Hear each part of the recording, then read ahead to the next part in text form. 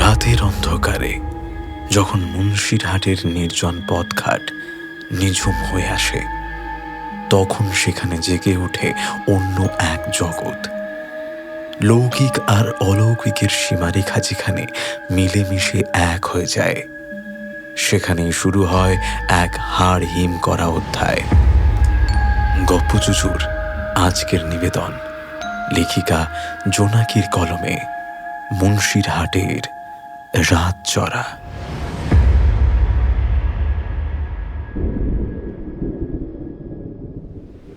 বিকেল 4টে। আকাশটা আজ সকাল থেকেই মুখ ভার করে আছে। এরই ওপর হঠাৎ করেই শুরু হয়ে গেল মেঘের গর্জন আর ঝমঝমিয়ে বৃষ্টি। মেঘা কোনো মতে কলেজের গেটের কাছেই একটা পুরনো দোতলা বাড়ির ছাদের নিচে আশ্রয় নিয়ে দাঁড়িয়ে আছে। হাতে ঘড়ি। মিনিট 15 হলো সে এখানেই আটকে আছে। কিন্তু এই তুমুল বৃষ্টিতে বেরোনোর মানে সে নিজে তো ভিজবেই, সাথে নোটসগুলো ভিজে চুপচুপে হয়ে যাবে। ওদিকে দেরি হয়ে যাচ্ছে, আর এই বৃষ্টি তার ধৈর্যের শেষ সীমাটাকেও ছাড়িয়ে যাচ্ছে। বৃষ্টির তোড়ে চারপাশ ঝাপসা হয়ে এসেছে। মেঘা আকাশের দিকে মুখ তুলে চেঁচিয়ে উঠল, উফ, কি জ্বালায় পড়লাম! এই বৃষ্টি, থামবি তুই? না হলে কিন্তু আমি সত্যিই কেঁদে ফেলবো। বৃষ্টি যেন থামার বদলে আরো তীব্র হয়ে এলো।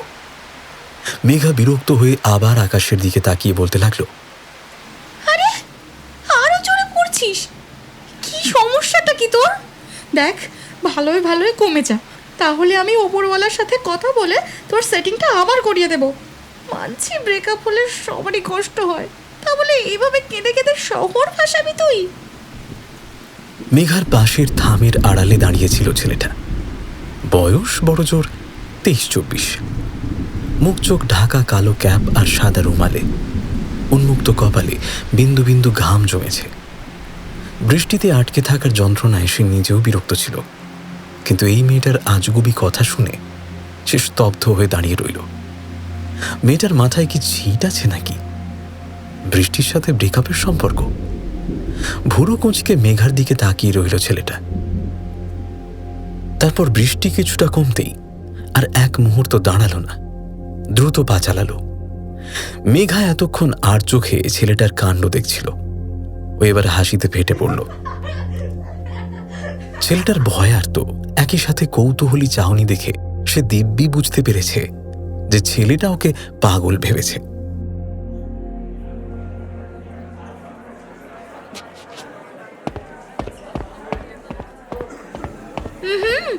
I am back. কলেজের বারান্দায় বসে খুশি, দেবলীনা আর সুধা সিরিয়াস কোনো আলোচনায় মজেছিল। মেঘার চিৎকারে তিনজনেই ছিটকে উঠল যেন বজ্রপাত হয়েছে।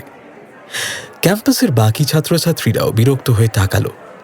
মেঘার অবশ্য কোনো ভ্রুক্ষেপ নেই তাতে, বরং মহারানী জয়ের হাসি হেসে নেতাদের মতোই হাত নাড়তে নাড়তে বন্ধুদের দিকে এগিয়ে গেল। কাছে পৌঁছতেই সুধা সজোরে একটা কিল বসিয়ে দিল মেঘার পিঠে। তোর কি হয়েছে বলতো? নিজেকে পাগল প্রমাণ করা কি খুব জরুরি? আরে দোস্ত, তোরা বোঝোস না, একটু রিহার্সাল করছি। দেবলীনা ভুরু কুঁচকে বলল, রিহার্সাল? কিসের প্রোগ্রাম? কলেজে তো কোনো ফাংশন নেই। প্রোগ্রামটা আমার বাড়িতে, ছেলেপক্ষ আমাকে দেখতে আসবে। আমি ঠিক করেছি নিজেকে এমনভাবে রিপ্রেজেন্ট করব যেন বাড়ির লোকজন ভাবে আমি একটা আস্ত পাগল, পাগলাগারোর থেকে পালিয়ে এসেছি এমন অভিনয় করব। তারপর দেখবি সব সম্বন্ধ এমনিতেই ভেঙে গেছে। খুশি কপালে হাত দিয়ে বলল, তুই কি স্বাভাবিক মানুষ? একেবারেই না। আলোচনা অন্যদিকে ঘুরিয়ে সুধা ফিসফিস করে বলল, শোন মেঘা, ওসব পাগলামি পরে করিস। আমরা একটা দারুণ প্ল্যান করেছি। আমরা ভূতের বাড়ি যাব। মেঘা থমকে গেল। মানে? ভূতের বাড়ি মানে?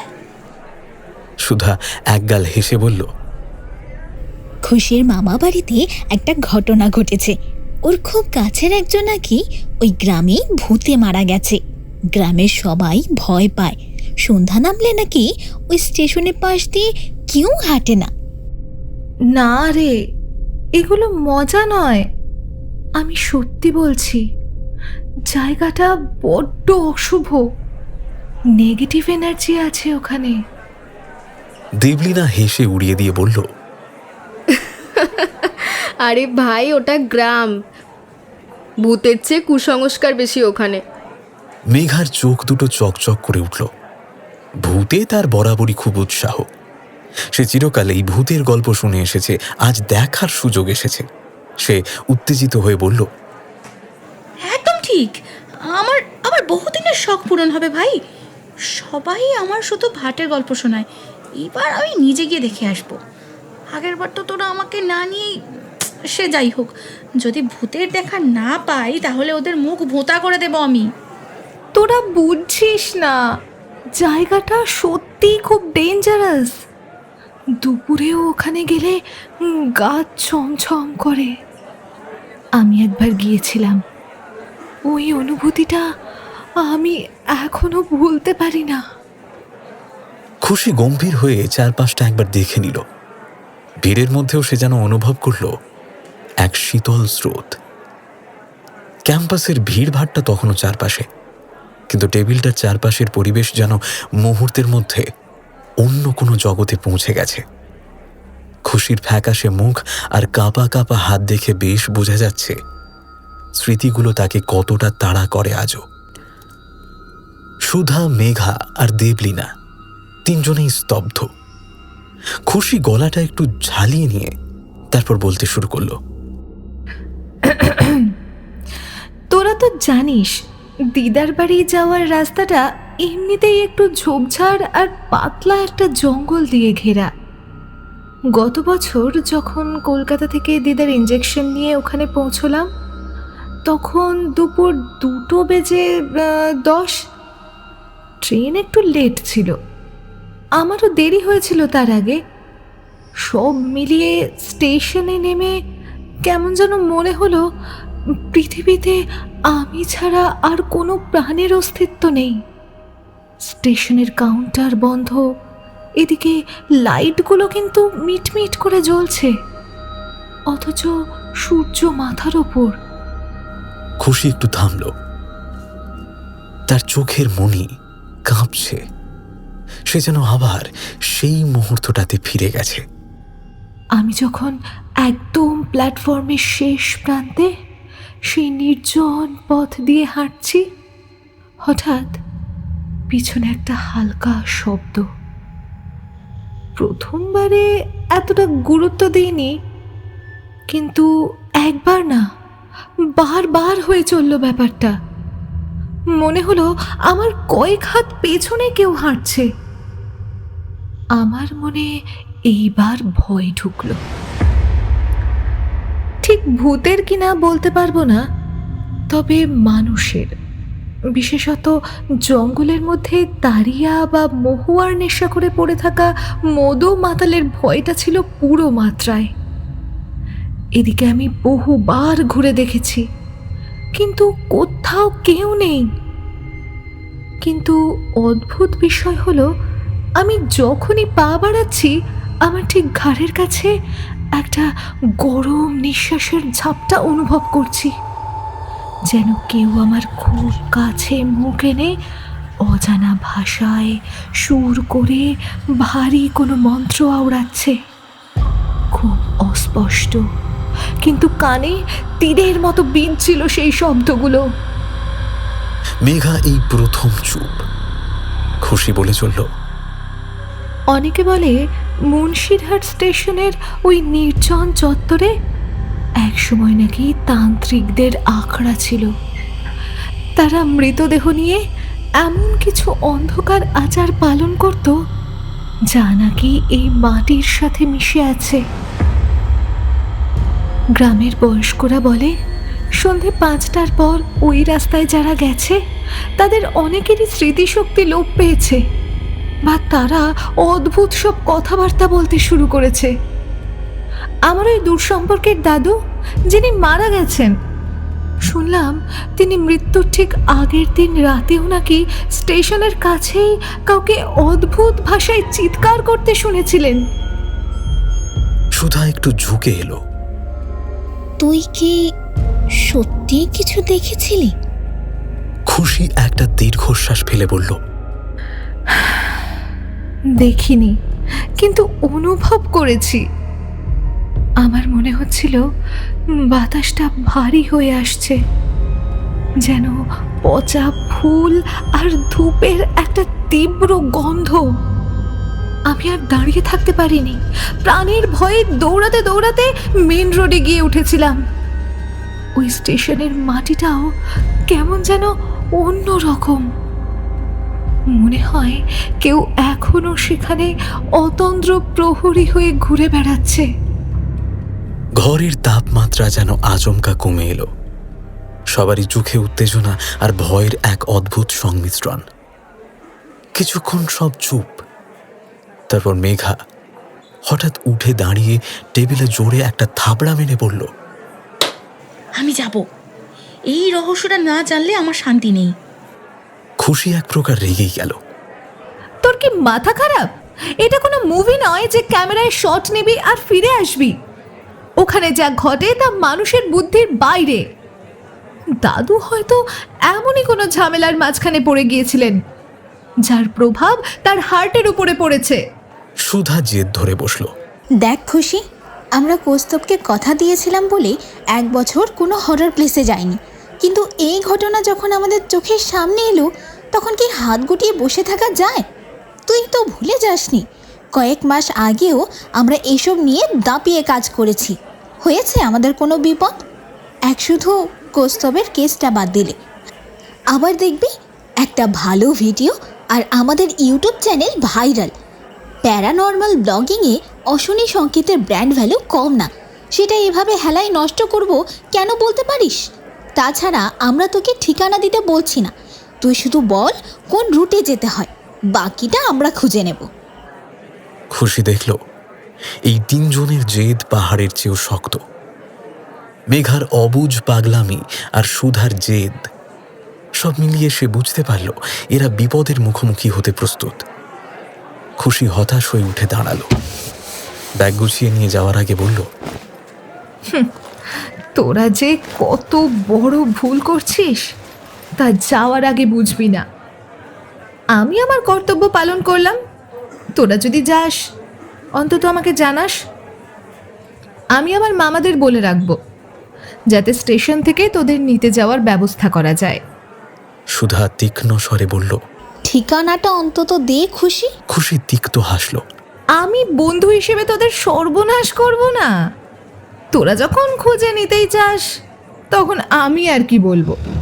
সে বেরিয়ে যাচ্ছিল, ঠিক তখনই দেবলীনা চিৎকার করে উঠল, তোর মামাবাড়ি স্টেশনটার নামটা যেন কি বলেছিলি? হ্যাঁ, মুন্সিরহাট স্টেশন, রাইট?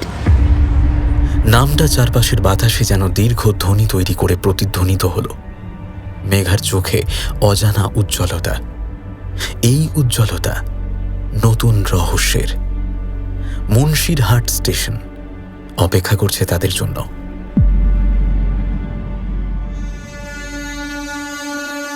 2 সপ্তাহ পরের সকাল। স্টেশন চত্বরের বাতাসে ভ্যাপসা গন্ধ।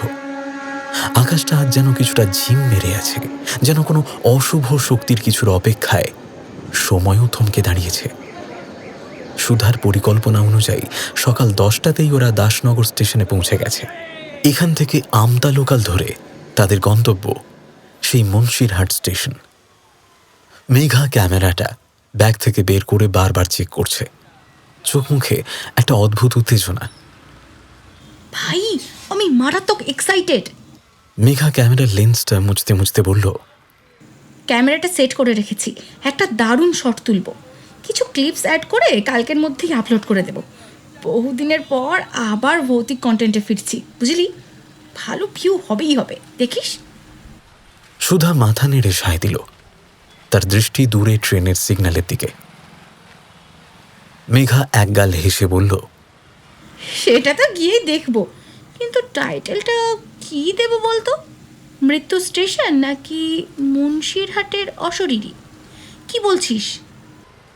পাশ থেকে দেবলীনা বিরক্ত হয়ে চেঁচিয়ে উঠল, উফ, তোরা একটু চুপ করবি? খুশি তো ফোনটাই ধরছে না, সকাল থেকে একবারও যোগাযোগ করতে পারলো না। তোদের সব ভিডিও ক্যামেরা নিয়ে মাথা ব্যথা হচ্ছে, এদিকে আমার টেনশন হচ্ছে ও কেন ফোনটা তুলছে না।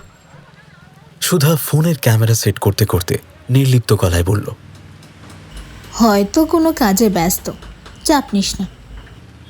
দেবলীনা তবুও অস্থির। সে মেঘার দিকে তাকিয়ে বলল, দেখ মেঘা, তোরা না বেশি পাকামি মারিস না, আমার খুব খারাপ লাগছে। খুশি তো আমাদের বন্ধু বল, ও তো আমাদের খারাপ চাইবে না। তুই কি ওর সাথে কথা বলেছিস তারপর? মেঘা ফোনে টাইপ করতে করতে উদাসীন গলায় বলল, না। দেবলীনা যেন বিস্ফোরণে ফেটে পড়বে। কি, তুই ওর বেস্ট ফ্রেন্ড, আর আজকে সকাল থেকে মেয়েটার কোনো খবর নেই তোর কাছে? বাহ বাবা বাবা, বেলা 12টা বাজে তোদের কোনো হেলদোল নেই, আজব তো। মেঘা বিরক্ত হয়ে ফোনটা সরিয়ে রেখে বলল, আমার বেস্ট ফ্রেন্ড, আমি বুঝে নেব। তুই তোর কাজ কর না কেন? সুধা পরিস্থিতি আঁচ করতে পেরে ধীরে সুস্থে দুজনের মাঝখানে এসে দাঁড়ালো। মেঘার কপালে বিন্দু বিন্দু ঘাম। সুধা সরাসরি মেঘার চোখের দিকে তাকিয়ে বলল, আর ইউ জেলাস মেঘা? খুশিকে নিয়ে এতটা পজিটিভ কেন তুই? মেঘা চোখ ফিরিয়ে নিল, কিছুটা ইতস্তত করে বলল, অবশ্যই জেলাস। আমার বেস্ট ফ্রেন্ড খুশি, দেবু ওকে নিয়ে এত কেন ভাবছে? আমাদের মধ্যে ও কেন নাক গলাবে? দেবলীনা হতাশ হয়ে হাসল। আজব তো, আমি তো শুধু একটাই কথা বলেছিলাম, ও স্টেশনে আসার কথা দিয়েছিল বলেই খোঁজ নিচ্ছিলাম।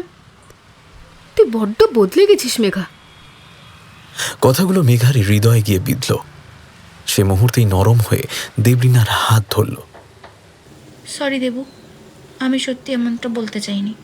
তুই তো জানিস আমার মাথাটা কেমন খারাপ। Cool down. মেঘু, সত্যি করে বলতো, খুশির সঙ্গে কিছু হয়েছে? দেখ, এসব কথা লুকোতে যাস না। মেঘা মাথা নিচু করে রইল, ছোট বাচ্চার মতো গাল ফুলিয়ে বসে রইল সে। সুধা বারবার জোরাজুরি করতেই মেধা ফিসফিস করে বলল, সেই যে 4 দিন আগে আমার সাথে ঝগড়া করলো, তারপর থেকে খুশি আমার ফোনই তুলছে না। আমাকে খুব করে বারণ করেছিল ওই স্টেশনে না যেতে, আমি শুনিনি বলেই ও রেগে আছে। আচ্ছা, দেখছি আমি। সুধা আর কথা বাড়াল না। মেঘা আর দেবলীনা একে অপরকে জড়িয়ে ধরল। এই তো তাদের বন্ধুত্ব, একটু ঝগড়া, কিছুটা মান অভিমান, আর তার আড়ালে গভীর ভালোবাসা। 10টা থেকে 12টা, সময় যেন কাটছেই না। স্টেশনে ধুলোবালি আর চারপাশে নির্জনতা মেঘার ধৈর্যের বাঁধ ভাঙিয়ে দিল। এ ভাই, 12টা বাজতে যায়, এত লেট? আমি বাড়ি যাচ্ছি, আর সহ্য হচ্ছে না। ওরে গাধি, এটা গ্রামের লাইন, এখানে ট্রেন লেটুস মানে আসলেই লেটুস। আর তুই তো ভিউ পাবি, টাকাও পাবি, তাই অধম টিম মেম্বারদের কি দিবি বল? বাজে বকিস না তো, ওটা আমার ডিপার্টমেন্ট। মেঘা বিরক্ত হয়ে উঠে দাঁড়ালো। সুধা তখন কানে হেডফোন লাগিয়ে কি একটা শুনছিল, হয়তো কোনো ভৌতিক গল্পের পডকাস্ট। স্টেশনের পাশেই একটা চানা আর ঝালমুড়ির দোকান। মেঘা আর দেবলীনা চানা কিনতে এগিয়ে গেল। তুই খাবারটা কিনে নিয়ে সুধার কাছে যা, আমি একটা কল করে আসছি। মেঘা দ্রুত স্টেশনের অন্য প্রান্তে চলে গেল। তার মাথায় একটাই চিন্তা, খুশির দাদার সাথে কথা বলে অন্তত একবার মেয়েটার খবর নেওয়া। এখনো অভিমান করে থাকা উচিত হচ্ছে না। ফোনে কথা বলতে বলতে ও যখন লাইনের একদম কিনারায় এসে দাঁড়িয়েছে, ও খেয়াল করল না চারপাশটা হঠাৎ অস্বাভাবিক নিস্তব্ধ হয়ে গেছে। ট্রেনের সাইরেনটা শোনালো খুব দূরের কোনো আর্তনাদের মতো। মেঘা ফোনে কথা বলছে ঠিক সেই মুহূর্তে কার যেন এক জোড়া হাত পিছন থেকে এসে প্রচণ্ড জোরে ধাক্কা দিল তাকে। ট্রেনের চাকার শব্দ ভেসে এলো। কয়েক মুহূর্ত বিদ্যুৎ গতিতে মেঘা ছিটকে পড়ল রেল লাইনের ওপরে। ঠিক সেই সময় উল্টো দিক থেকে আমতা লোকালটা ঝড়ের বেগে ধেয়ে এলো।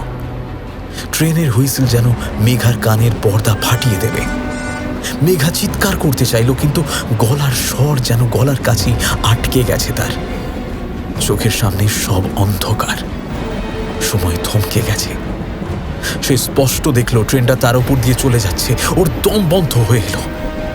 চোখের সামনে নিজের মৃত্যুকে দেখছে। ও পড়ে যাচ্ছে রেল লাইনে, ওর ওপর দিয়ে দ্রুত গতিতে চলে গেল ট্রেনটা।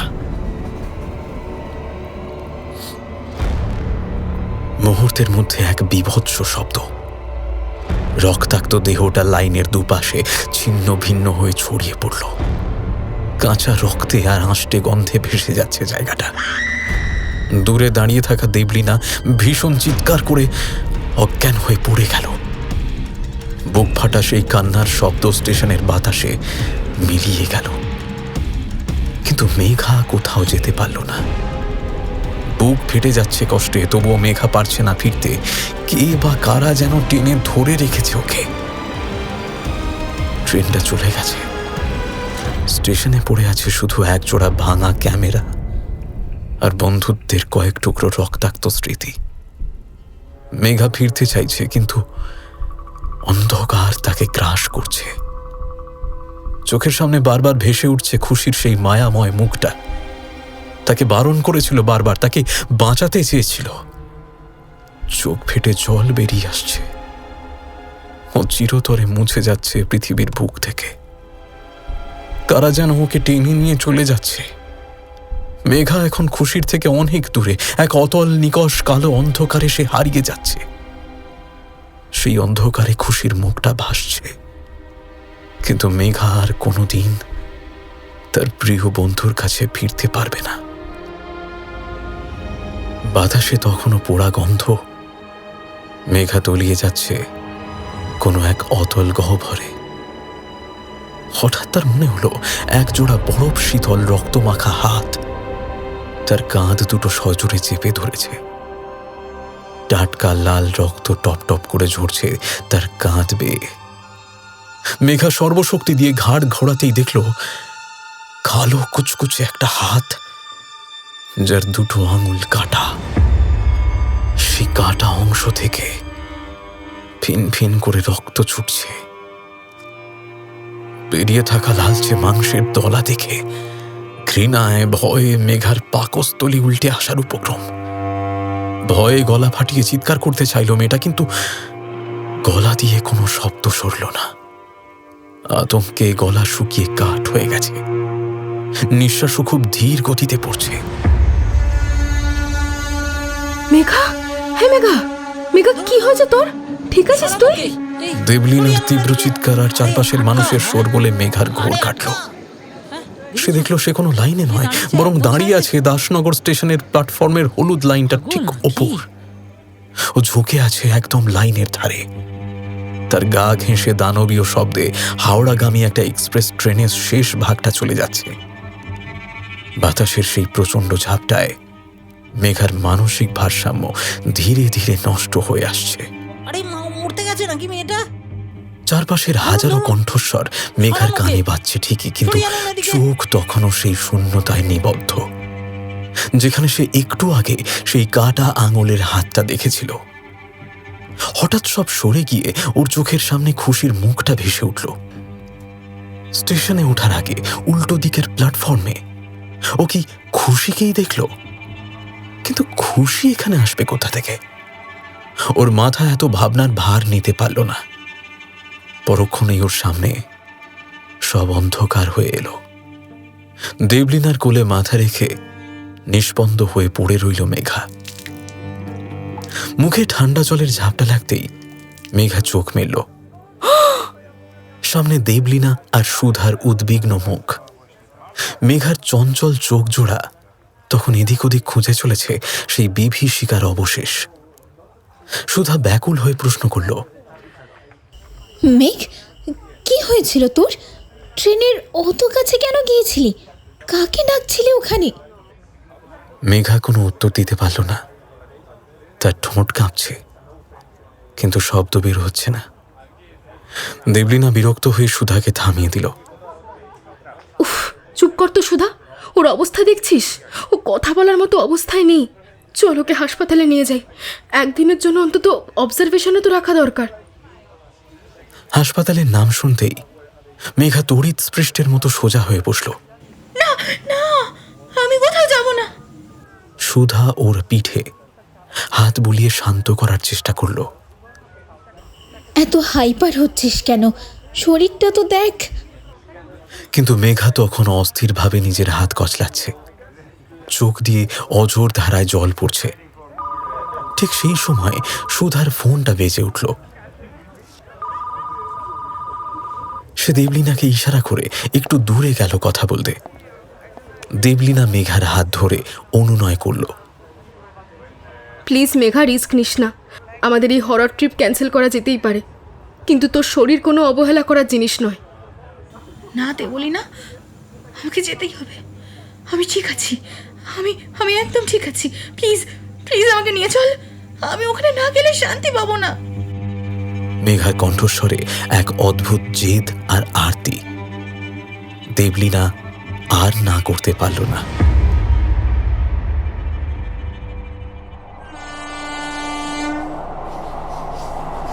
ট্রেন এখন দ্রুত গতিতে ছুটে চলেছে তার গন্তব্যের দিকে।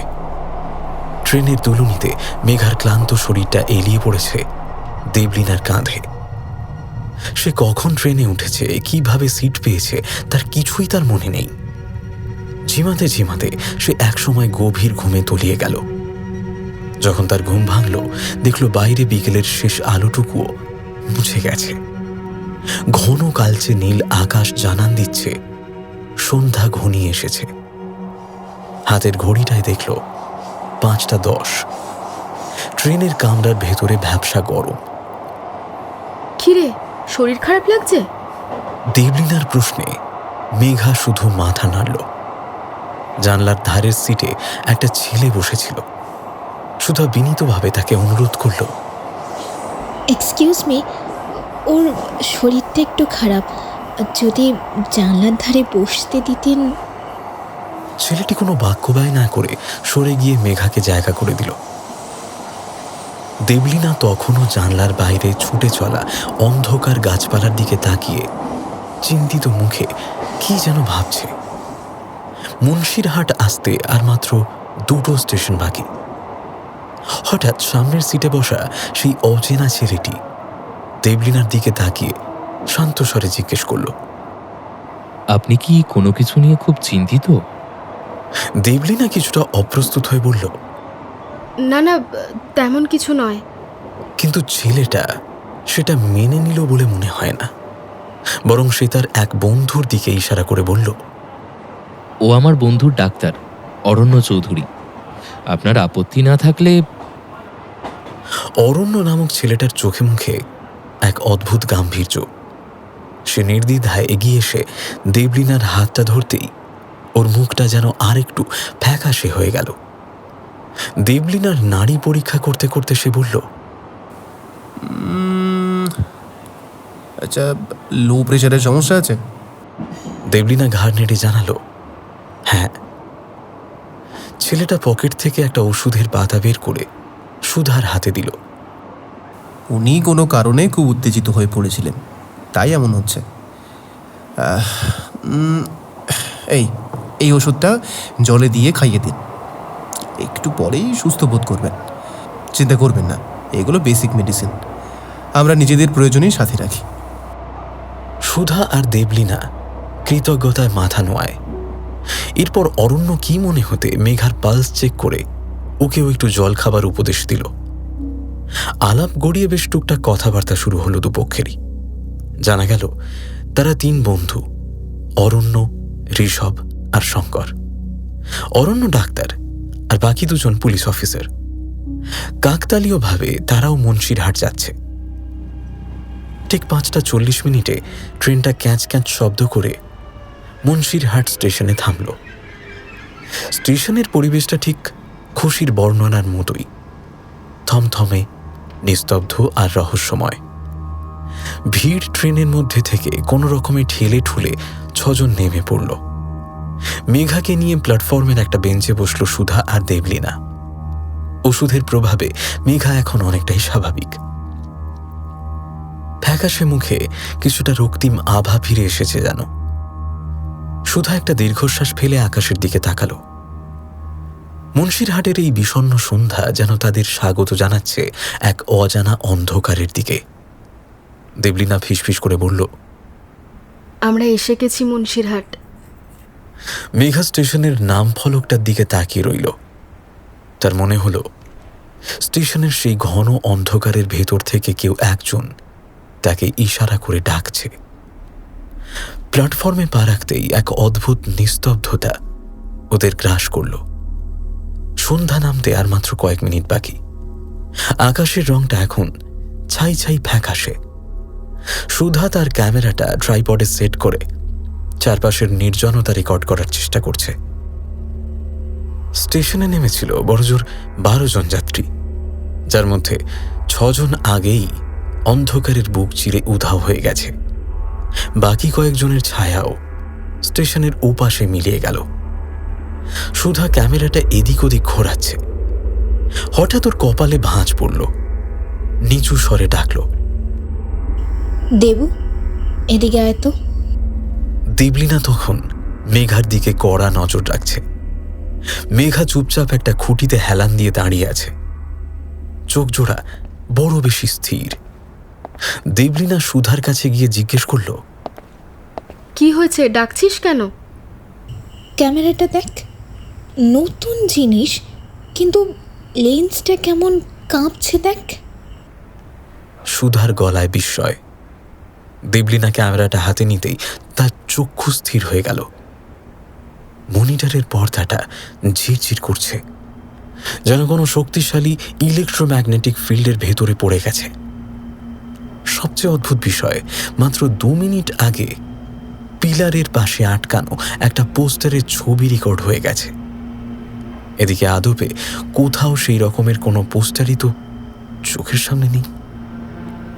দেবলীনা কোনো মতে নিজেকে সামলে নিয়ে ফিসফিস করে বলল, এটা তো খুশির ছবি। এখানে এলো কি করে? ও কি আমাদের এখানে আগে পৌঁছে গেছে? কিন্তু পোস্টার কিসের? মেঘা চমকে উঠে এগিয়ে এলো। দেখি। সুধা ভিডিওটা স্থির করলো।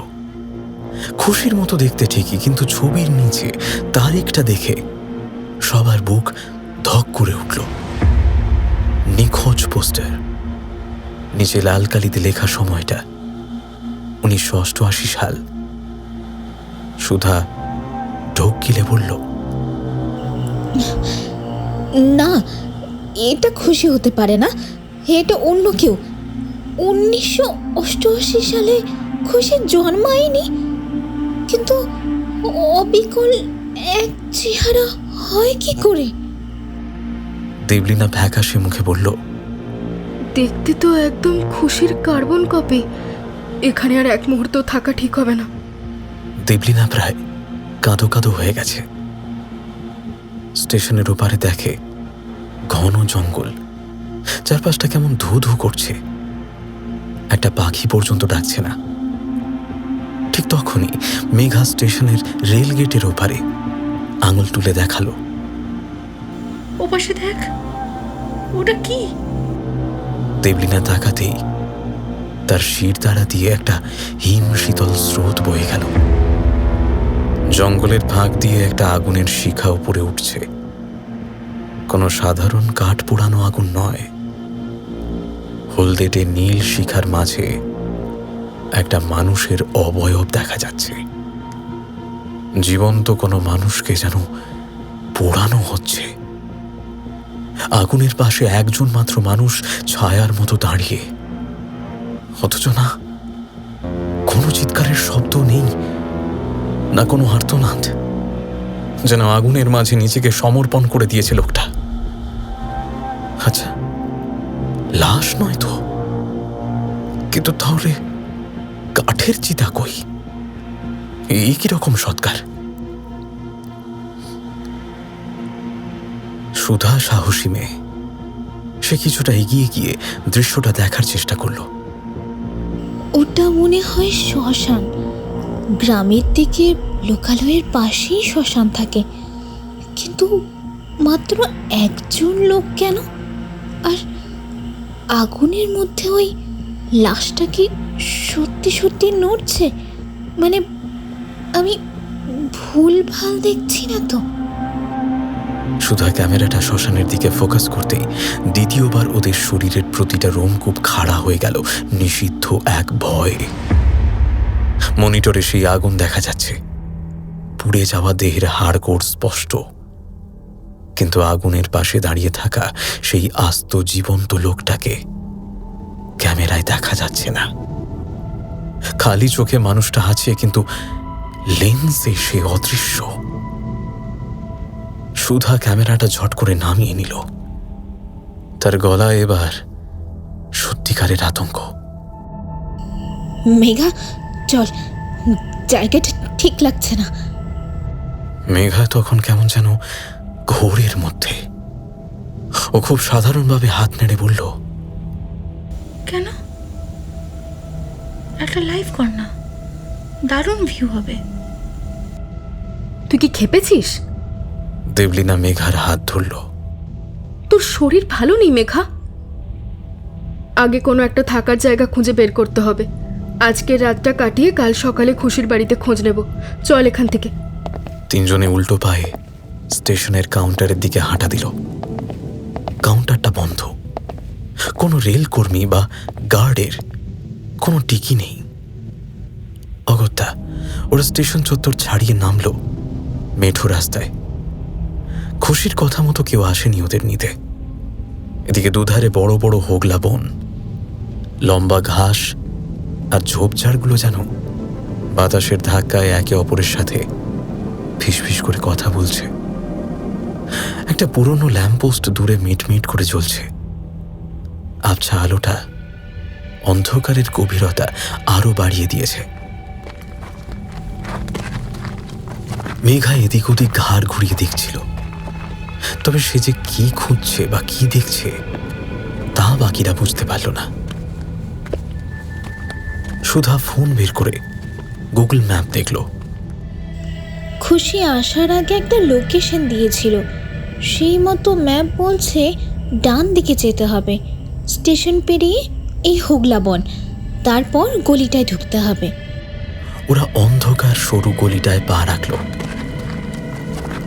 অন্ধকার এতটাই ঘন যে নিজেদের হাতের তালুও দেখা যাচ্ছে না। হঠাৎ গলির মাঝপথে দেবলীনা থমকে দাঁড়ালো। সামনেই দুজোড়া টকটকে লাল হলুদ চোখ, জ্বলছে আর নিভছে, তবে নজরটা স্থির। ওদের দিকেই চেয়ে আছে চোখগুলো, আর ক্রমশ এগিয়ে আসছে। দেবলীনা ভয়ে পাথর হয়ে গেল। সুধা তখনও ম্যাপের দিকে তাকিয়ে হাঁটছে। দেবলীনা সুধার হাতটা শক্ত করে ধরল। সুধা, সুধা দেখ সামনে ওগুলো কি? সুধা মাথা তুলতেই দেখল হাত দুয়েক দূরে পায়ের কাছেই চারখানা জলজলে চোখ তাদের ঘিরে ফেলেছে। সে শক্ত করে ক্যামেরা স্ট্যান্ডটা ধরল। মনে মনে ভাবল, ভূত হোক বা মানুষ, আজ বিনা যুদ্ধে নাহি দিব সুচাগ্র মেদিনী। কিন্তু কিছুই হলো না। সেই রহস্যময় চোখগুলো ওদের একদম পাশ কাটিয়ে অন্ধকারে মিশে গেল। সুধা এবার ফোনের ফ্ল্যাশ জ্বালালো। আলো পড়তেই দেখা গেল দুটো বিদঘুটে কালো বিড়াল লেজ নাড়িয়ে এগিয়ে যাচ্ছে। দেবলীনা একটা স্বস্তির নিঃশ্বাস ফেলল, কিন্তু সেটা বেশিক্ষণ স্থায়ী হলো না। বিড়াল দুটো হঠাৎ গিয়ে শটান মেঘার সামনে গিয়ে দাঁড়িয়ে পড়ল। শুধু তাই নয়, এই ভর রাতে ওদেরকে চমকে চুয়াত্তর করে দিয়ে একেবারে মানুষের কান্নার মতো সুর করে ম্যাও ম্যাও বিলাপ শুরু করল। গ্রাম বাংলায় বিড়ালের কান্না অশুভ সংকেত হিসেবে পরিচিত। মেঘা তখন কাঠ হয়ে দাঁড়িয়ে আছে। তার চোখে মুখে কোনো ভয় নেই, তবে একটা অস্বাভাবিক শূন্যতা, যেন এসবে ওর আর কিছুই যায় আসে না। ওদিকে বিড়ালগুলো মেঘার পায়ের কাছে গোঁ গোঁ শব্দ করছে ক্রমাগত। সুধা মেঘাকে সরিয়ে আনলো। সরে আয় মেঘা, বিড়ালগুলো পাগল নাকি? এখানে সব কিছুই এরকম অদ্ভুত কেন কে জানে বাবা। মেঘা কোনো উত্তর দিল না। দেবু আর সুধা অতটাও গুরুত্ব দিল না বিষয়টাতে। মেঘার শরীরটা ঠিক হলে হয়তো ও আবার স্বাভাবিক হয়ে যাবে। ওরা দ্রুত পা চালিয়ে সেই গলিটা পেরিয়ে আবার একটা খোলা রাস্তায় এলো। কিন্তু রাস্তাটা পেরোতে গিয়েই দেবলিনার বুকটা ধক করে উঠল। সামনেই আবার সেই বড় বড় হোগলা বন, সেই একই ল্যাম্পপোস্ট দূরে মিটমিট করে জ্বলছে। দেবলিনা আর্তনাদ করে উঠল। সুধা, আমরা তো আবার সেই স্টেশনের মোড়েই ফিরে এসেছি। সুধা ম্যাপ চেক করল। ম্যাপ অনুযায়ী ওরা প্রায় 1.5 কিলোমিটার পথ হেঁটে এসেছে, কিন্তু চোখের সামনের দৃশ্য বলছে অন্য কথা। সেই একই হোগলা বন, সেই একই স্টেশনের পরিত্যক্ত মোড়। গত 40 মিনিট ধরে ওরা হাঁটছে, 3টে গলি পেরিয়েছে, কিন্তু ঘুরে ফিরে আবার সেই একই জায়গায়। মেঘা হঠাৎ মুচকি হাসল। সেই হাসিটা কোনো মানুষের হতে পারে না, যেন অন্য কোনো জগৎ থেকে মেয়েটার কণ্ঠস্বর ভেসে এলো। খুশি বলেছিল না এখান থেকে কেউ সহজে ফিরতে পারে না। রাত এখন নিঝুম, কিন্তু মুন্সিরহাটের এই প্রান্তরে বাতাসের শব্দে যেন হাজারো কান্নার সুর মিশে আছে। সুধা কাঁপা কাঁপা হাতে ফোনের ফ্ল্যাশটা আবার অন করতেই যে দৃশ্য দেখল, তাতে তার হৃৎপিণ্ড স্তব্ধ হয়ে যাওয়ার উপক্রম। একটু আগের সেই চঞ্চল আদুরে মেঘা আর নেই। দেবলিনার গলা টিপে ধরেছে সে।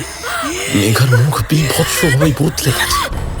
চোখ দুটো জবা ফুলের মতো লাল, গলার এক পাশ দিয়ে গভীর ক্ষত, সেখান থেকে অঝরে রক্ত ঝরছে। সেই রক্তে মেঘার সারা শরীর ভিজে একসা। সুধা অদম্য সাহসী ঠিকই, কিন্তু নিজের প্রিয় বন্ধুর এই পৈশাচিক রূপ দেখে সে জবুতবু হয়ে গেল। মেঘা কি করছিস? কি করছিস? ওকে ছেড়ে দে, ছেড়ে দে ওকে মেঘা। সুধা চিৎকার করে ছুটে গেল দেবলিনাকে বাঁচাতে, কিন্তু মেঘার মধ্যে এখন আসরিক শক্তি।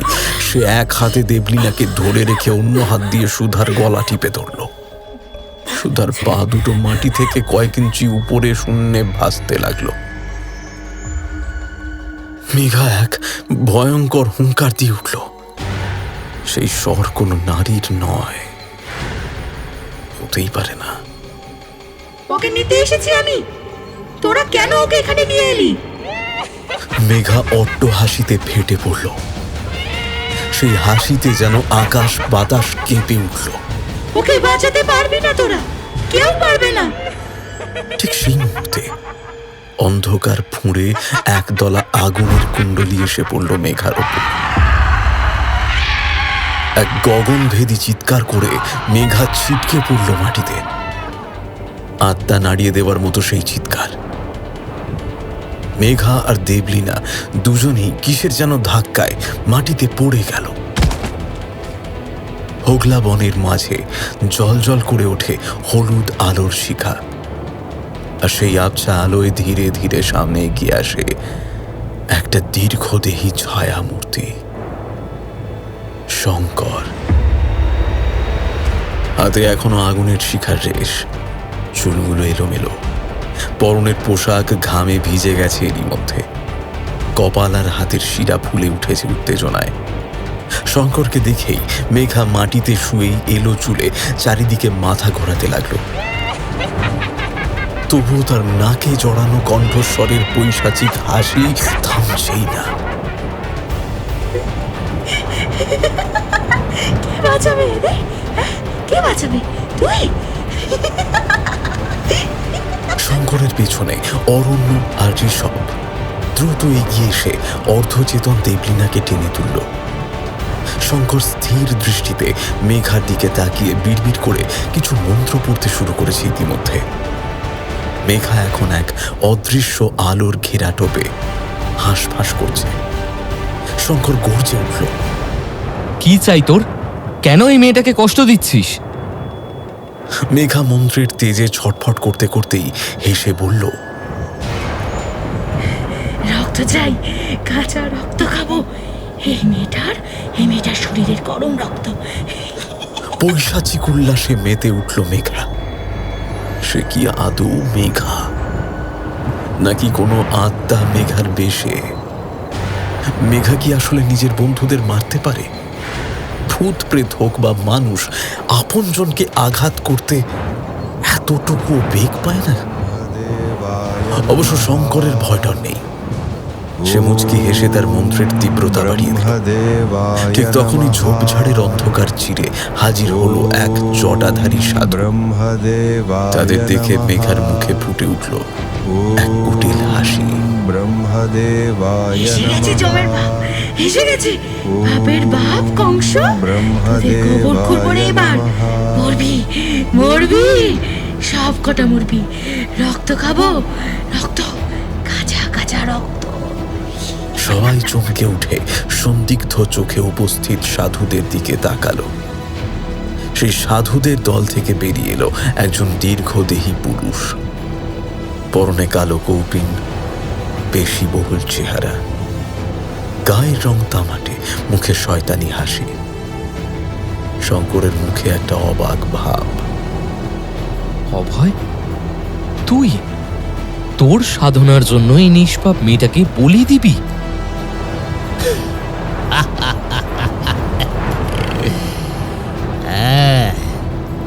তোর পুরনো শত্রু অভয় রুদ্র, আমাকে এখনো মনে রেখেছিস দেখে ভালো লাগলো। কিন্তু আর বলি, ওটাই তো আমার কাজ রে শঙ্কর। তাই বলতেই হচ্ছে রে। বহুদিন পরে যোগ্য প্রতিদ্বন্দ্বী পেলাম। কাপালিক অভয় রুদ্র একটা তীরের মতো আলোর রেখা শঙ্করের দিকে ছুঁড়ে দিল। শঙ্কর সামান্য সরে গিয়ে নিজেকে বাঁচালো কোনো মতে। পাল্টা এক তীব্র সাদা আলোর রশ্মি ছুটে গেল কাপালিকের দিকে। মুহূর্তের মধ্যে অভয় রুদ্রর অনুসারীরা সেই আলোক সুতোয় বন্দী হয়ে পড়ল। অভয় রুদ্র ব্যস্ত হলো তাদের নিয়ে, তবে শঙ্কর জানে সেটা কয়েক মুহূর্তের বিরাম মাত্র। শঙ্কর দ্রুত অরণ্য আর ঋষভকে ইশারা করল। ওদেরকে নিয়ে এখান থেকে পালা, এখানে থাকা নিরাপদ নয়। সুধা চিৎকার করে বলল, মেঘাকে ফেলে আমরা যাব না। ঋষভ শান্ত গলায় বলল, শঙ্কর ওকে নিয়ে আসবে, তুমি আগে দেবলীনাকে সামলাও। ঠিক তো? ভরসা রাখতে পারো। শঙ্কর ভূত প্রেত নিয়ে ছোট থেকে ইন্টারেস্টেড। মোটামুটি বেশ ভালোই তন্ত্রমন্ত্র পারে, এ নিয়ে অনেক পড়াশোনাও করে। ওর এক দাদু অনেক আগে তন্ত্রমতে দীক্ষা নিয়ে ঘর ছেড়েছিল। বলতে পারো সেই থেকেই জানার আগ্রহ ওর। নানা শ্মশানে নানা তান্ত্রিক বা সাধুর কাছে গিয়ে বসে থাকতো। তারপর তো দীক্ষাও নিয়েছিল। তবে এখন আর কথা নয়, এখান থেকে এখনই বেরিয়ে চলো, নয়তো অনর্থ হয়ে যাবে। এখানে থাকা তোমাদের জন্য সেফ নয়। কিন্তু ওরা পা বাড়াতেই মেঘা আবার পথ আগলে দাঁড়ালো। তার চোখে জল, গলায় পুরনো মেঘার সেই বন্ধুত্ব আর আন্তরিক আরতি। যাস না দেবু, সুধা, যাস না। তোরা চলে গেলে এই লোকটা আমাকে মেরে ফেলবে। শঙ্করের দিকে আঙুল দেখিয়ে মেঘা করুণ স্বরে মিনতি করতে লাগলো, কিন্তু কথা শেষ হতে না হতেই মেঘা আবার বিদ্যুৎ গতিতে সুযোগ পেয়ে দেবলীনার গলা চেপে ধরল। দেবলীনা ছটফট করতে লাগলো, ওর মুখ ক্রমশ নিঃশ্বাসের অভাবে নীল হয়ে যাচ্ছে। ছেড়ে দে ওদের, ছেড়ে দে, ওদের ছেড়ে দে। শঙ্কর স্তম্ভিত হয়ে দেখল অভয় রুদ্র দূর থেকেই বশীকরণ মন্ত্রে মেঘাকে পুতুলের মতো নাচাচ্ছে। শঙ্কর এবার সরাসরি অভয়ের বুক লক্ষ্য করে একটা শক্তিশালী মন্ত্রবাণ নিক্ষেপ করল। অভয় আর্তনাদ করে উঠতেই মেঘা ছেড়ে দিল দেবলীনাকে। শঙ্কর জানত অভয় রুদ্রকে আঘাত করলে মেঘার শরীরেও তার প্রভাব পড়বে, কিন্তু দেবলীনাকে বাঁচাতে এছাড়া আর কোনো পথ ছিল না। আর একটু হলে মেঘা যে মারা যেত সেটা নিয়ে কোনো সন্দেহ নেই। কিন্তু শঙ্করের প্রিয় মানুষের দিকে হাত বাড়ানো বা তাকে মারা এত সহজ নয়। হ্যাঁ, শঙ্কর এই কিছু সময় এই মেয়েটাকে নিজের মনে জায়গা দিয়ে ফেলেছে। কিছুতেই দেবলীনাকে মন থেকে বের করতে পারছে না সে। তাই একবার চলে গিয়েও আবার যেন কিসের অজ্ঞাত টানে এই স্টেশনে দ্বিতীয়বার ছুটে এলো। ইতিমধ্যেই কাশি উঠে গেছে দেবলীনার, চোখ মুখ শুকিয়ে একসা। সুধার কাছে জলের বোতল ছিল, সেটাই নিতে যাবে এমন সময় হঠাৎ এক অভাবনীয় ঘটনা ঘটল। মেঘা মাটিতে পড়ে গড়াগড়ি খেতে শুরু করলো। নিজের গলা নিজেই টিপতে লাগলো মেয়েটা প্রচন্ড শক্তিতে। একসময় ওর দেহটা হাওয়ায় ভেসে উঠল, আর তারপরই স্থির হয়ে গেল একটা অগ্নিবলয়ের মাঝে। অভয়রুদ্র তখন আর্তনাদ থামিয়ে অট্ট হাসি হাসছে। শঙ্কর হঠাৎ মাটিতে হাঁটু গেড়ে বসে পড়ল। তার এত প্রচেষ্টা তবে ব্যর্থ হয়ে গেল। দেবলীনার পরম বন্ধুকে সে বাঁচাতে পারল না। তবে না না না, এটা হতে পারে না। অভয়, শেষবার বলছি ওকে বাঁচিয়ে তোল, না হলে তোকে এখানেই পুঁতে যাব মেরে। তোর সাধনার শেষ দেখে ছাড়বো আমি। শঙ্করের চিৎকারে চারজন কেঁপে উঠল। সুধা কেঁদে ফেলল। এ কি শুনছে? কে কে মারা গেছে? উনি কি মেঘার কথা বলছেন?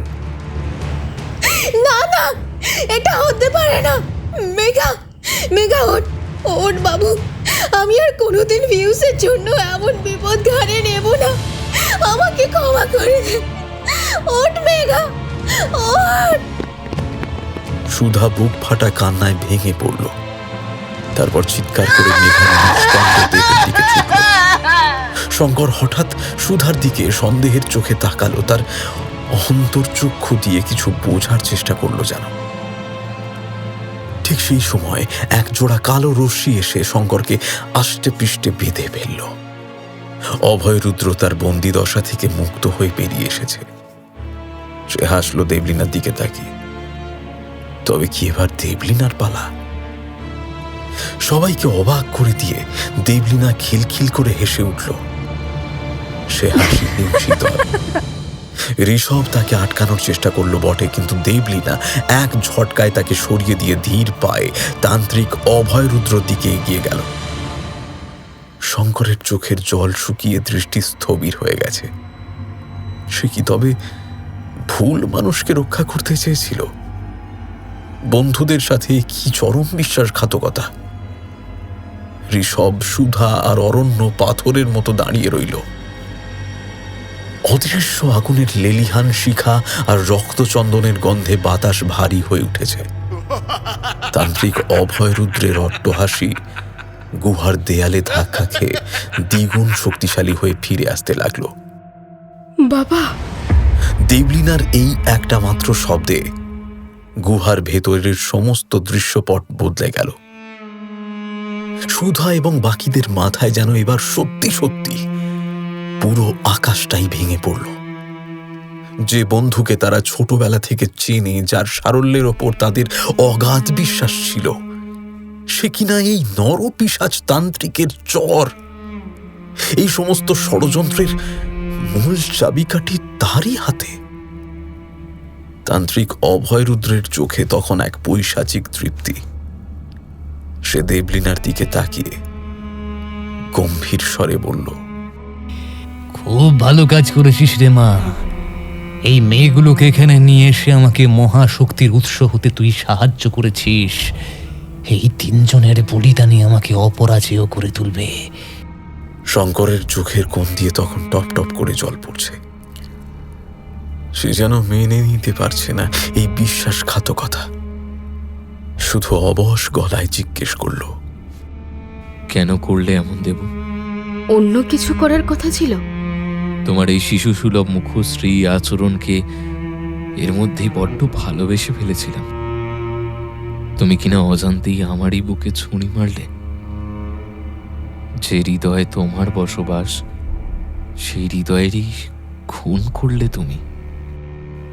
দেবলীনা এক মুহূর্তের জন্য থমকে গেল, তারপর তিক্ত একটা হাসি হাসল। অভাগা যেদিকে যায় সাগরও শুকিয়ে যায় শঙ্কর।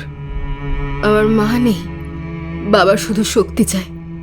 তুমি কেন হয়তো আমার ওপর দয়া করতে এলে? শঙ্কর তার চোখের জল মুছে দৃঢ় গলায় বলল, ওটা দয়া ছিল না দেব, ওটা ছিল ভালোবাসা। কি চাও তুমি আমার থেকে? প্রাণ, জীবন, দেহ? মন। চলো না। বিশ্বাস করো, এখনো সময় আছে। বন্ধুদের সাথে বিশ্বাসঘাতকতা করো না। দরকার হলে নিজের প্রাণ দিয়ে দাও, কিন্তু এই শয়তানকে সাহায্য করো না। আমি আমার কাজ করে ফেলেছি, অভাগা আমি। সময় আছে, সিদ্ধান্ত বদলে নাও। প্রয়োজনে আমি তোমার বদলে আমি নিজেকে বলি দিয়ে দেব, তবু তোমার পাশে থাকবো আমি। তান্ত্রিক অভয় রুদ্র এবার গর্জে উঠল। অনেক হয়েছে নাটকে পোনা। তবে শঙ্কর, তোর বুদ্ধিটা খাসা কিন্তু। তুই শুদ্ধ সাধক, তোকে বলে দিতে পারলে আমার শক্তি কয়েক গুণ বেড়ে যাবে। তাছাড়া তোর দাবি মতো ওই মেঘা মেয়েটার আত্মাকে মুক্তি দিতে হলে একজনকে নিজের প্রাণ বিসর্জন দিতেই হবে। কাপালিকার তার দলবল হাসতে লাগলো। শয়তানি হাসিতে কেঁপে উঠল চারিদিক।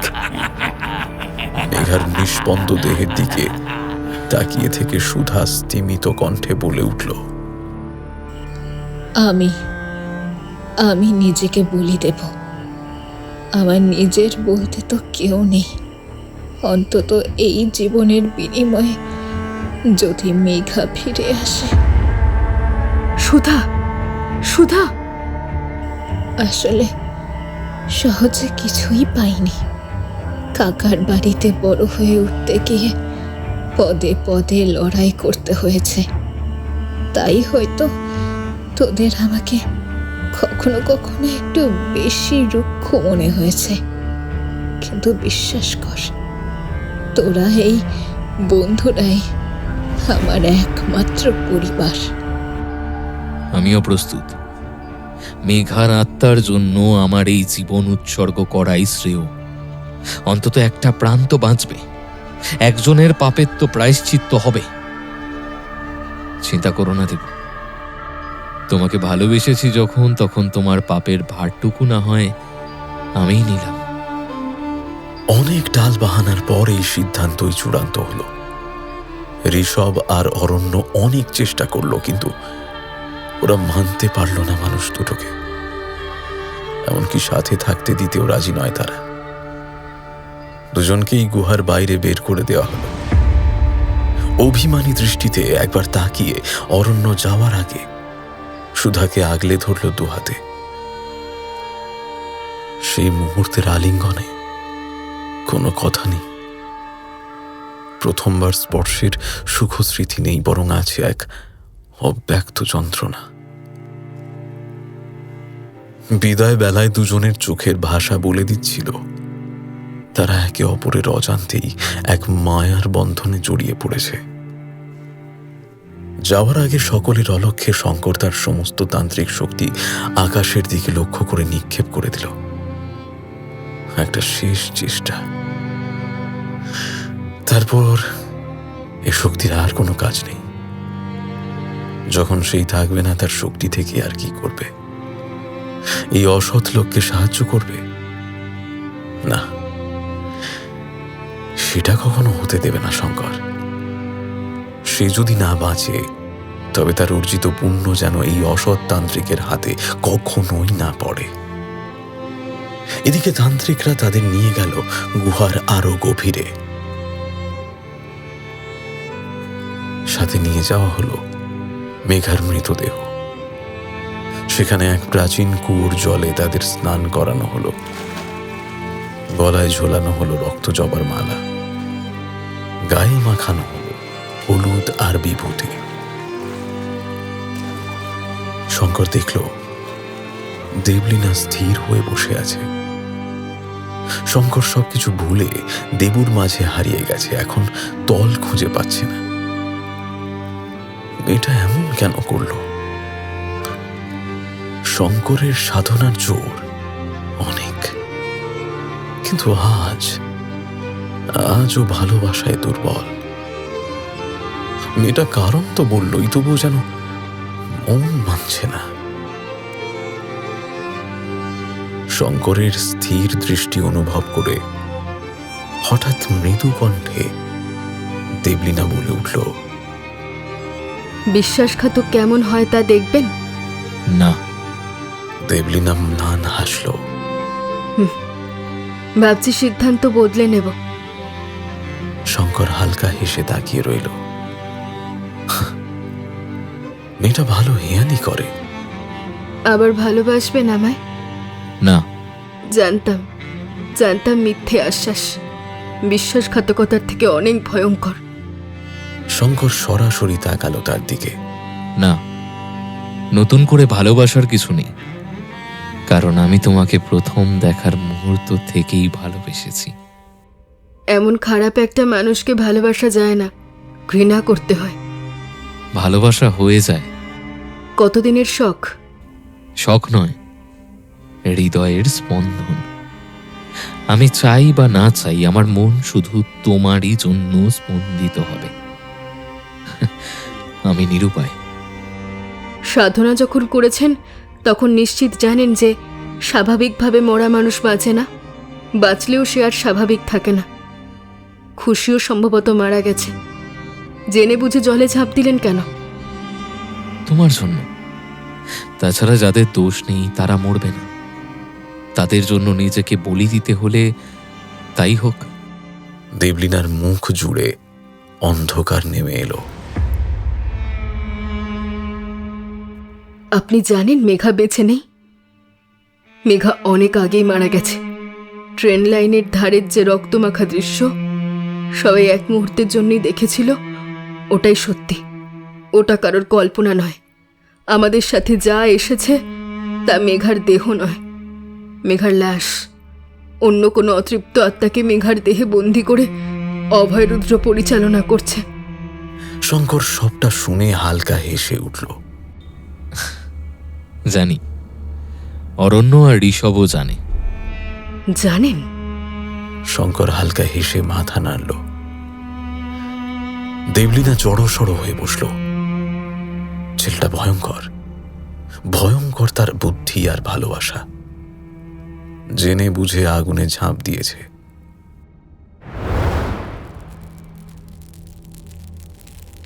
গুহার ভেতরে যজ্ঞের আগুন লেলিহান হয়ে উঠেছে ততক্ষণে। সামনে 5টা মানুষের কঙ্কাল রাখা। বিশাল খড়গ নিয়ে এক তান্ত্রিক এগিয়ে এলো। দেবলীনা, সুধা ভয়ে জবুথবু হয়ে গেল। শঙ্কর তখনও স্বাভাবিক। হঠাৎ গুহার ভেতর থেকে একজন মেয়েকে জোর করে ধরে এনে দেবী মূর্তির সামনে ফেলে দেওয়া হলো। মেয়েটার মাথা কেটে গল গল করে রক্ত পড়তে লাগলো।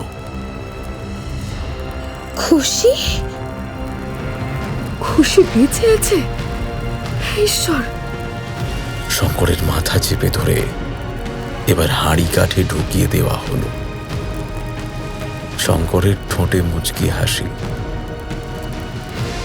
অভয়তান্ত্রিক হাওয়ার গতিতে মন্ত্র পড়ছে। শঙ্করের গায়ে হলুদ সিঁদুর ছুঁড়ছে বাকি তান্ত্রিকরা। ঠিক সেই মুহূর্তে এক অলৌকিক কাণ্ড ঘটল। গুহার বাইরের অন্ধকার থেকে ভেসে এলো ডমরুর শব্দ। হর হর মহাদেব, হর হর মহাদেব, হর হর মহাদেব। গগনভেদী চিৎকারে গুহার পাথরগুলো কাঁপতে শুরু করলো। তীব্র আলোক ছটা ফুঁড়ে এক জটাধারী সাধু এসে দাঁড়ালেন সেখানে। সারা শরীরে ছাই মাখা, হাতে ডমরু আর রুদ্রাক্ষের মালা।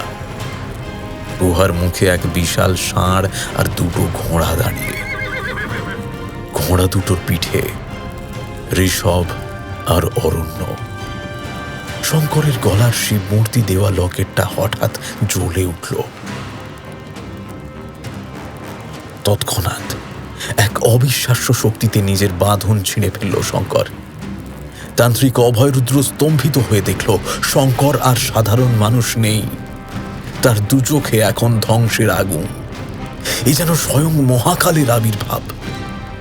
দেবলীনার মুখ উজ্জ্বল হয়ে উঠল। কেউ না দেখলেও সে দেখেছিল খোলা আকাশের উদ্দেশ্যে বার্তা পাঠিয়েছে শঙ্কর। তার উদ্দেশ্য সফল।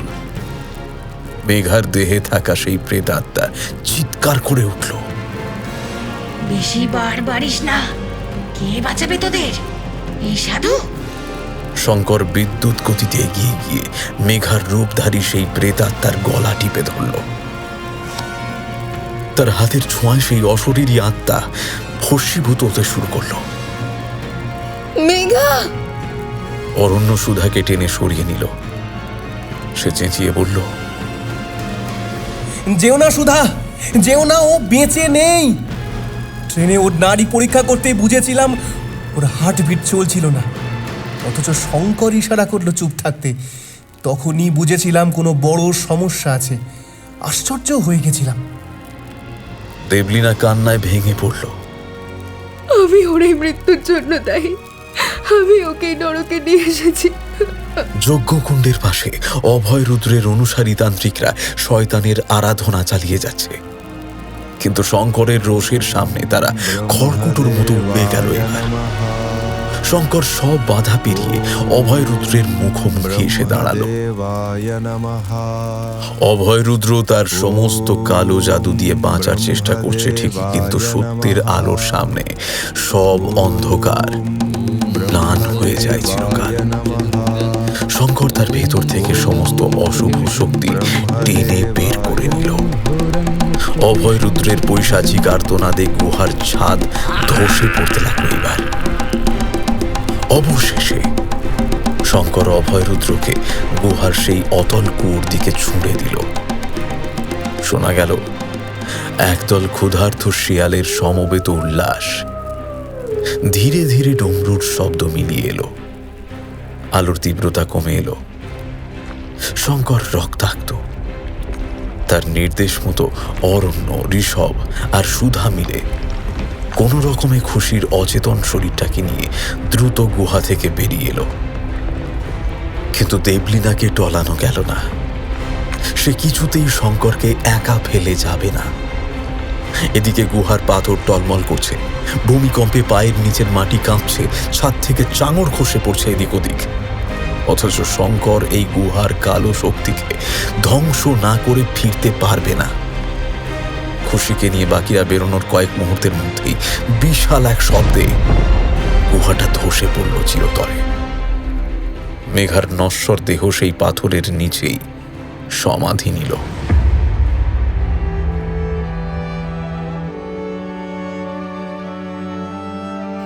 দেবু? অরণ্য সুধার হাতটা চেপে ধরল। এখনো ওর কথা ভাবছো? ও বিশ্বাসঘাতক। হোক, তবুও তো বন্ধু আমার। তাছাড়া শঙ্কর তা হচ্ছে ওখানে। ঋষভ ওর কাঁধে হেলান দিয়ে থাকা খুশির দেহটা এক হাতে আগলে নিয়ে বলল, আমি আমার বন্ধুকে চিনি, ও ঠিকই ফিরবে অক্ষত। তখনই সেই কথাকে সত্যি করে সেই ধুলো মাখা ধ্বংসস্তূপের মধ্যে থেকে খুঁড়িয়ে খুঁড়িয়ে বেরিয়ে এলো শঙ্কর।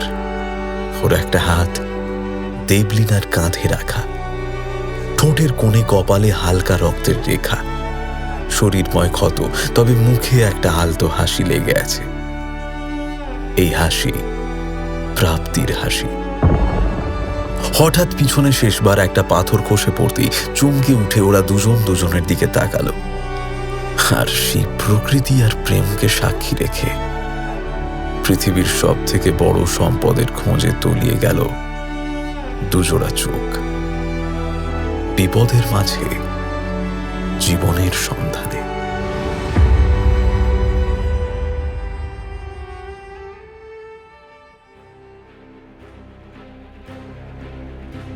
শেষ হলো আমাদের আজকের গল্প, জোনাকির কলমে মুন্সিরহাটের রাত চড়া। গল্পের সূত্রধার ও কথকের ভূমিকায় আমি কৌশিক। এছাড়াও রয়েছেন পিয়ালি, স্বাতী, বর্ণালী, পম্পা, সৌরভ রায়, আলাপন, অচ্যুতা, শিব, প্রদীপ ও স্বাগতা। যদি আমাদের আজকের এই পরিবেশনা আপনাদের ভালো লেগে থাকে তবে গপ্পচুজু চ্যানেলটি সাবস্ক্রাইব করে দেবেন। আর অবশ্যই পরবর্তী গল্পের প্রথম নোটিফিকেশন পেতে বেল আইকনটি প্রেস করে রাখুন, সঙ্গে হাইপ বাটনটিও। আপনাদের মূল্যবান মতামত অবশ্যই জানাবেন আমাদের কমেন্ট বক্সে, এবং আপনাদের প্রিয়জনকে অবশ্যই আমাদের গল্পগুলো শেয়ার করতে পারেন। পরবর্তী গল্প নিয়ে খুব শীঘ্রই আমরা হাজির হব। ততদিন ভালো থাকুন এবং শুনতে থাকুন গপ্পচুজু।